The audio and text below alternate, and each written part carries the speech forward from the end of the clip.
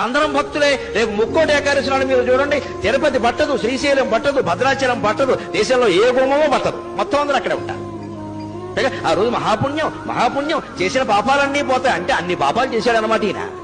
అసలు ముందు వీళ్ళు పాపాత్ముడి కింద గమనించాలి. ముక్కోటి ఏకాదశి నాడు పరిగెట్టుకుని గుళ్ళో పెడుతున్నాడంటే ఇంత పాపాత్ముడు ఇంకొకడు లేడు. పాపం చేయని వాడు వెళ్లాల్సిన పనిలా వాడు ఇంటో వాడు ఉంటాడు ఖచ్చితంగా. అదే రోజు అదే ముహూర్తం అంటే అలాగే జరుగుతాయి. ఏమిటా పిచ్చి, ఏమిటా వెర్రి? ముక్కోటి ఏకాదశి నాడు పెడతారా? మన్నాడు వెళ్ళండమ్మా, 3 రోజులు అయ్యాక వెళ్ళండమ్మా. విష్ణుమూర్తి ఏమైనా కోపడతాడా? ఉత్తర ద్వారంలోంచే వెళ్ళాలి, తలుపులు బద్దలైపోవాలి.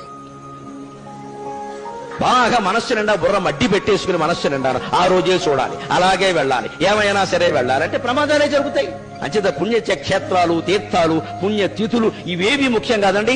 శరీరాన్ని మించిన క్షేత్రం లేదు, మనస్సును మించిన తీర్థం లేదు. సత్ప్రవర్తన కలిగి ఉంటే నువ్వే ఒక పుణ్యక్షేత్రం, నీకు నువ్వే ఒక పుణ్య తీర్థం.